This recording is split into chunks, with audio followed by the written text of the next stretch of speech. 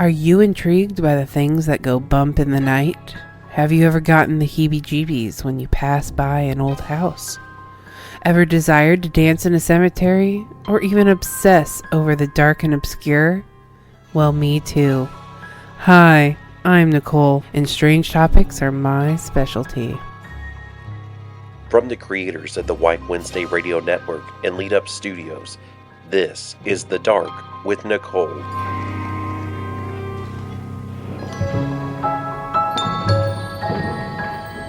Hello, my bats and baddies. Welcome to this month's The Dark, where we're focusing on murderous women. First one up, Nicole. Hello, my name's Nicole.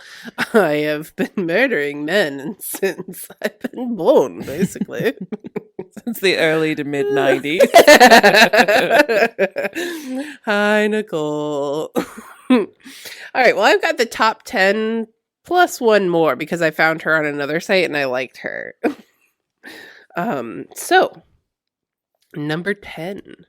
We have Chisako Kakai, is how I'm going to say it. I'm not sure. She's a Japanese woman, and she murdered at least 4 men, all of which were her husbands, before eventually being caught. She was dubbed the Black Widow of Japanese media and sought her victims on various dating websites. Her criteria were always the same. They needed to be rich, childless, elderly, and lonely.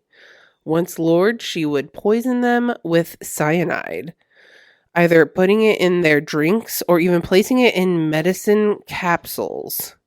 Her motive for these killings were to collect the insurance money, obviously. Why else wouldn't you go through that? Yeah. She managed to collect $12 million in insurance and inheritance payments, though she ended up falling into debt from poor investment decisions. In 2017, she was eventually arrested after the death of her 4th husband, only after a single month of marriage. She confessed to the crime, saying she killed him because he gave money to other women, but never any to her. She was sentenced to death. We let him in already. So yeah, there was that balls. You can go into the dark and see pictures of these women, by the way. Oh, shit. All but one was provided, sort of. All right, we have number 9, Evelyn Dick. It's your wedding anniversary of 1920. Oh, really? Yeah. All right. She was dubbed the torso murderer. Evelyn Dick's case is one of the most sensationalized in Canadian crime history. A bunch of school children made a shocking discovery in 1944 when walking in the woods. The torso of Evelyn's missing husband, John Dick, a streetcar driver, was found. His head and arms were missing, which were later discovered to have been burned in the furnace of their home. Suspicion fell on Evelyn, and she was convicted of his murder in 1946, where she was sentenced to death by hanging. Her lawyer appealed her case, and she was acquitted. However, in a shocking turn of events, Evelyn Dick's baby boy was found encased in cement under their floorboards of her home. This had her right back in court, charged for murder again. She was sentenced to 11 years in prison and was released in 1958. No one knows what came of this murderess after her release, with a new identity and parole and case records sealed by essentially a royal pardon. Jesus. Yeah.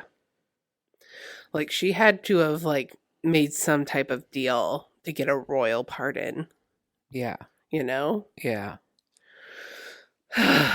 Crazy people. Number 8. Betty Lou Beats. She looked ratchet, Betty? first of all. Yeah. Yeah, she does. She kind of reminds me of Eileen.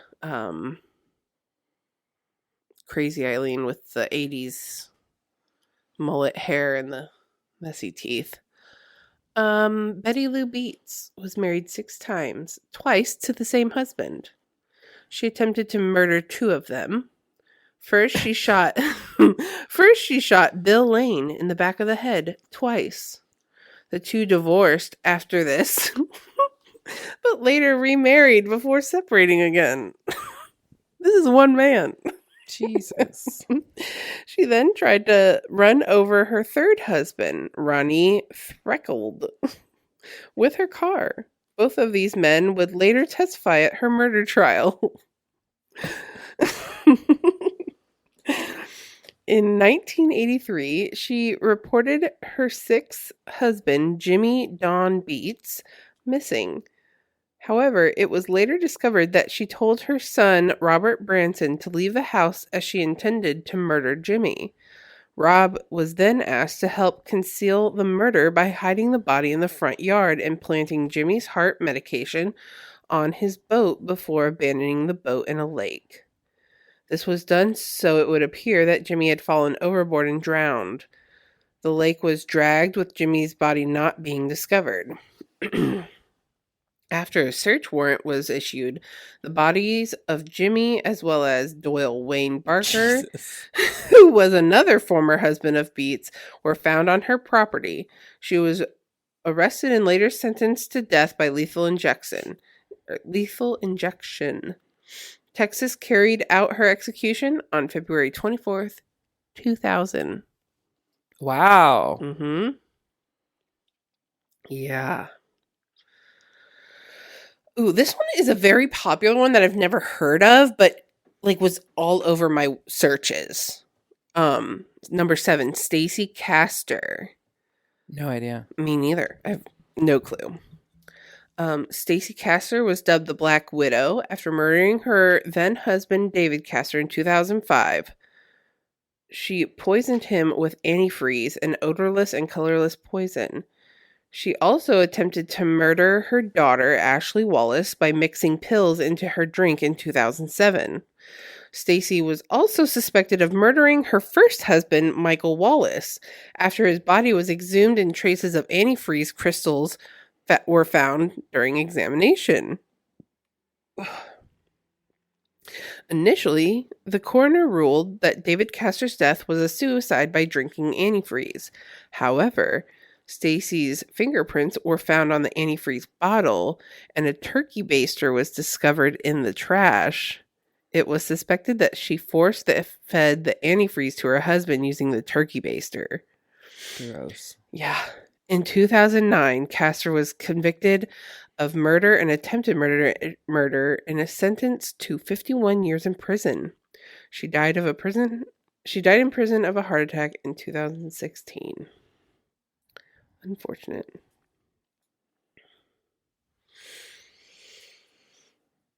Okay, number 6, Belle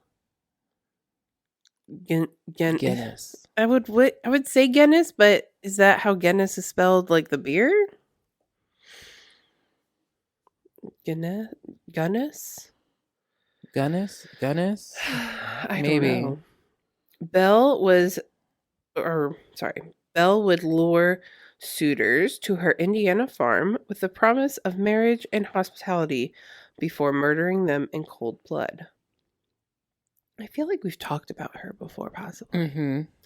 Her murderous actions were discovered after her house burned to the ground with her and her children still inside. Upon an investigation of the farm, authorities noticed a number of soft depressions in the earth. After digging, a bag of human remains were found.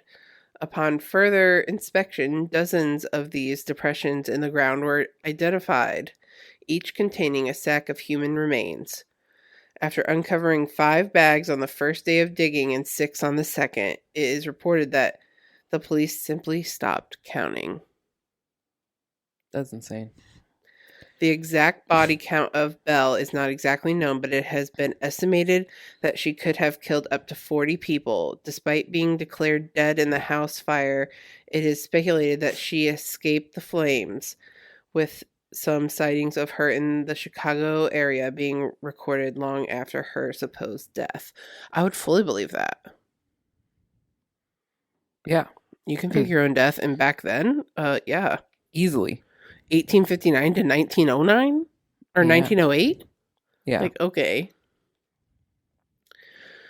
Number 5, Mary Ann Cotton. This was way back. She was born on Halloween.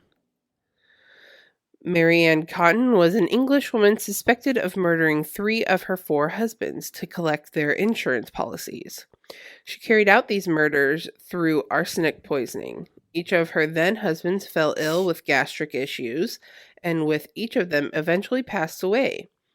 She would collect the money from their policies. Her downfall didn't come until the death of her stepson, Charles Edward Cotton, who was labeled a sickly boy. Upon his death, she attested that she had tried to help the ailing boy through the administration of arrowroot. But when the newspapers came across the case and found that Mary Ann had lost 3 husbands, a lover, and 11 children, all to stomach issues, well, the gig was up. After examining Charles' body, traces of arsenic were found, and Mary was promptly arrested. She was found guilty and hanged in 1873. 11 of her children. 11. That's insane. I don't know why I'm drawn to the next one. She looks happy. She looks like I'm drawn to her. Like, I'm like, I think I would like you. But then I remember that this is about murderous women. Number 4, Nanny Doss. Nanny Doss, or the self-made widow, was an American serial killer who murdered 4 husbands, 2 children, her sister, her mother, 2 grandsons, and a mother-in-law. Even after all these deaths, she was sometimes referred to as the giggling granny. Absolutely not. Absolutely not. She was first married at the age of 16 to a co-worker by the name of Charlie Braggs. They had 4 children together, 2 of which died from suspected food poisoning. The marriage ended in divorce. She very quickly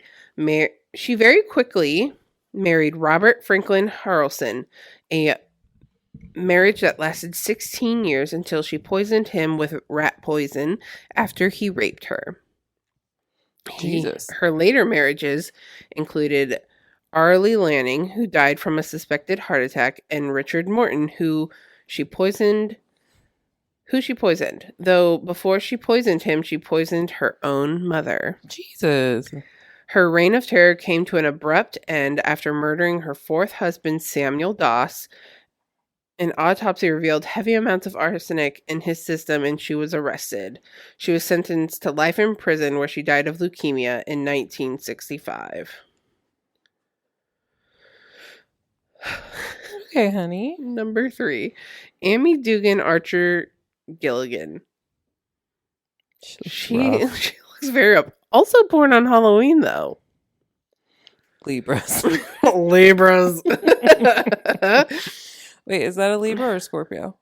It's a Scorpio because Brittany's a Scorpio. Yeah. Scorpios. Amy Dugan, also known as Sister Archer Gilligan, worked in a nursing home. Archer Home for the elderly and infirm, founded by Amy's husband, Gerald Archer. Unfortunately, James later died from Bright's disease, a genetic condition applied to kidney disorders at the time. Only a few weeks before his death, Amy took out a life insurance policy on her husband. With this, she was able to continue to run the Archer home. She later married Michael W. Gilligan, who died only after 3 months of marriage from severe indigestion. Over the years, there were many deaths at the Archer nursing home between 1911 and 1916. 48 residents died, including Franklin R. Andrews, Andrew's family, including his sister, Nellie Pierce, grew suspicious of these events. She went to the media about it which have resulted in several articles of the deaths being published. However, it wasn't until a year later that Amy was arrested. The bodies of some of the Archer home residents were exhumed, and it was discovered that she had died, or that they had died from arsenic or strychnine. Strychnine. Or strychnine? Something. Poisoning. Amy was arrested and was initially sentenced to death, but later Amy pleaded insanity and she was transferred to a mental facility for the remainder of her life. Also, weird that when she married her second husband, she kept her first husband's name also. Yeah, and just kept adding them like trophies? Yes. I don't know if it's because of the Archer home or what. So Probably. She kept that Archer name, but still weird. Number 2, Betty Broderick. Percy. Also a Scorpio. Hold on. Nanny was a Scorpio. Marianne. Belle. Oh, Stacy was a Cancer. Wah, wah, wah.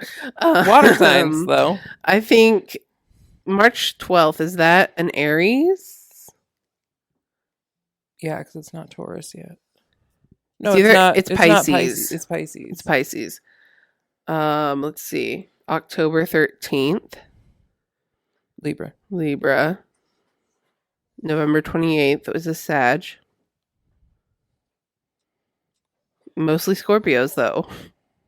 Kind of sus. Okay. Broderick. Elizabeth Ann Broderick, or simply Betty, killed her ex-husband and his second wife while they slept in their home. Betty's divorce from her ex-husband, Daniel T. Broderick III, was very public. The Broderick vs. Broderick case became one of the most infamous divorce cases in the U.S. This was primarily because Betty worked to put her then husband through postgraduate school so that he could become a lawyer.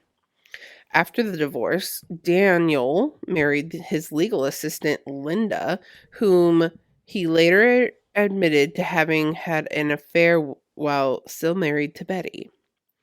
Betty became embittered, leaving violent voice messages on Daniel's phone and sending strange gifts to Linda on her wedding day.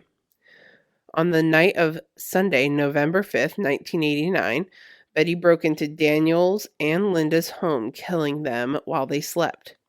She shot Linda first, killing her instantly, and afterward shot Daniel as he was reaching for the phone. Daniel did not die instantly, and later Betty admitted talking to him as he lay dying. Betty was convicted of 2 counts of second-degree murder and was sentenced to 32 years in prison. She remains incarcerated in California after parole hearings in 2010 and 2017 did not grant her release. Her next parole hearing is scheduled for 2032. Number 1. Susan Wright. Susan Wright tied her husband, Jeff Wright, to their bed and stabbed him a total of, drumroll please, 193 times, with 2 different kinds of knives. She later buried him in the backyard and painted the bedroom to try and hide evidence. She later confessed to her attorney, citing that she killed her husband in self-defense. During her trial, Susan testified that her husband was abusive and on the night of his murder was high on cocaine. She killed him to protect both herself and their 2 children from the drug-fueled rage. However, the prosecutor painted a different picture of the situation, citing that Susan wished to collect the $200,000 life insurance money. She was convicted of murder in 2005 and was sentenced to 25 years in prison. A resentencing appeal lowered her sentence to 20 years in 2010, based on witness testimony about Susan's husband's abusive behavior. In December of 2020, she was granted parole and released from incarceration. So roams the planet. Wow. All right, and here's your bonus.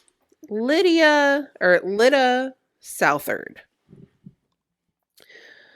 Born in Missouri in 1892, Lydia is believed to have killed at least 6 people between 1915 and 1920, making her one of America's first known female serial killers. How many do you have to kill for it to be serial? At least 6. I think it's like 3, 2 or 3. Oh, wow. Not that I'm saying goals. I mean, I'm not. Yes. While living in Idaho in 1915, her young daughter, husband, and brother-in-law all died suddenly. So there you go, serial killer. 3. Allowing her to collect thousands of dollars from their life insurance policies. Over the next few years, she married 4 more times, and 3 of her husbands and another one of her young children passed away, causing a relative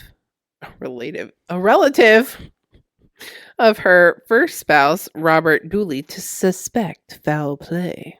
Mm-hmm. After the relative, who was a chemist, determined Dooley had died as a result of arsenic poisoning, he and another chemist and a doctor convinced authorities to exhume the remains of Southard's other suspected victims.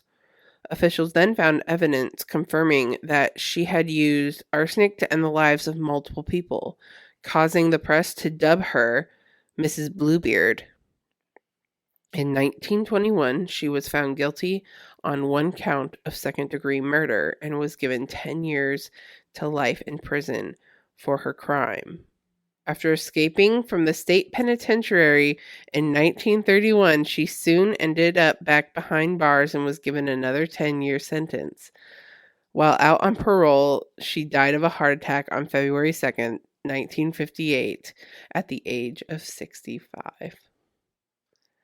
She successfully escaped prison and then got caught again, and then they released her. Like, what's happening, people? But there you go. Murderous women and where to find them. The next Harry Potter book. Exactly. There's your title. I love dark things. They make my mind happy. Yeah. Sometimes you just have to have a little darkness. And in my case, like 80% darkness at the very least. Absolutely. All right. Keep it spooky and don't get caught when you kill your husband. Bye.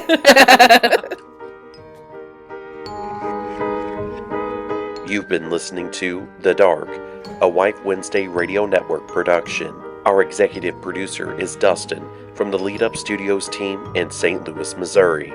Be sure to like, follow, and share us with your friends on Facebook, Instagram, Twitter, and more by searching Wife Wednesday. You can find The Dark on Apple Podcasts, Spotify, Audible, Google Podcasts, iHeartRadio, and more.